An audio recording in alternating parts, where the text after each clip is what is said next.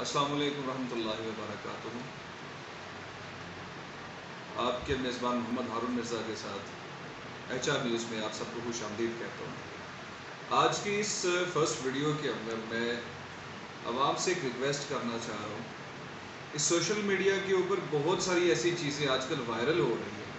کہ جن کے اندر کرونا سے ریلیٹڈ لوگوں نے مذاق بنا رکھا ہے۔ ایک کوئی خاتون ہے، ان کی آڈیوز اس وقت بڑی وائرل ہو رہی ہیں کہ وہ کبھی فیصل آباد میں پہنچی ہوتی ہیں، کبھی وہ گجرات میں پہنچی ہوتی ہیں، کبھی وہ لاہور میں ہوتی ہیں، کبھی وہ کسی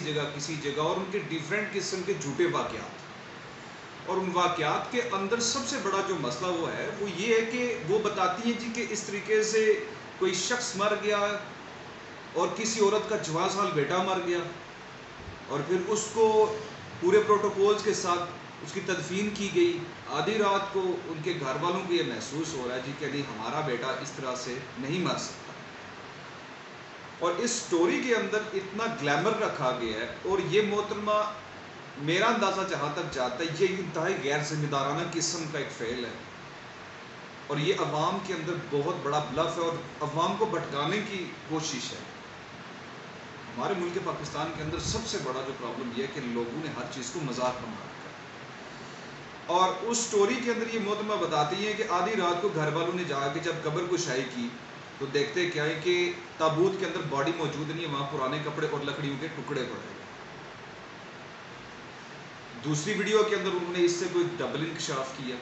اس کے علاوہ کچھ نرسنگ ڈپارٹمنٹ سے ریلیٹڈ ایسی بہت ساری ویڈیوز ہیں جو ہمارے سوشل میڈیا پہ اس وقت چل رہی ہوتی ہیں جی کہ خدا را ہسپتالوں میں نہیں جانا، یہ ہو جائے گا، ہسپتالوں میں نہیں جانا، وہ ہو جائے گا۔ میرا سوال صرف تمام دیکھنے والوں سے یہ ہے کہ ہم اس معاشرے کے اندر جہاں پہ ہم لوگ رہ رہے ہیں، ہم اس معاشرے کا بہت اہم حصہ ہیں، مگر کیا ہم اس معاشرے کو اپنا حق کوئی ادا کر کے دے رہے ہیں؟ ہر انسان کی ایک ذمہ داری ہے۔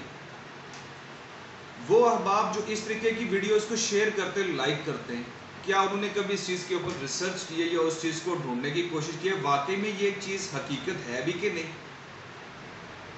وہ ہمارے معاشرے میں سب سے بڑا جو المیہ یہ ہے کہ ہمارے لوگ کسی بھی چیز کو شیئر کرنے سے پہلے، پھیلانے سے پہلے ذمہ داری کے ساتھ اس پہ ریسرچ نہیں کرتے، اور اس طرح کی خبریں ہمارے معاشرے کے اندر تباہی کا سبب نہ بنے تو اور کیا بنے۔ میں اس آڈیو کو شیئر کرنے کی پوری کوشش فیس بک پہ کر رہا ہوں، مگر وہ شیئر ہو نہیں پا رہی، مگر اس کو میں کسی نہ کسی طریقے سے اس آواز کو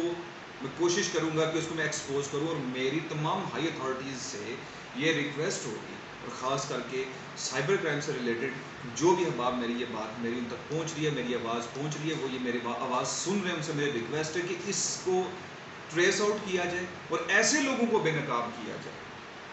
جہاں پہ پوری دنیا میں کروڑوں کے حساب سے اس وقت انسانی جانیں دنیا سے جا رہی ہیں، اور ہمارا ملک بھی اس ٹائم پہ اس بہت بڑی تباہی سے دو چار ہے، اس پریشانی میں ہے۔ تو اسی تناظر میں اس ٹائم پہ یہ لوگ، یہ خواتین اور کچھ ایسے نرسنگ ڈپارٹمنٹ کے جن کی وائرل ہوئی ویڈیو، یہ بالکل کھلے عام اپنے مزے سے فیم حاصل کرنے کے لیے اس چیز کو مذاق بنا رہے ہیں۔ ان لوگوں کو ٹریس کریں،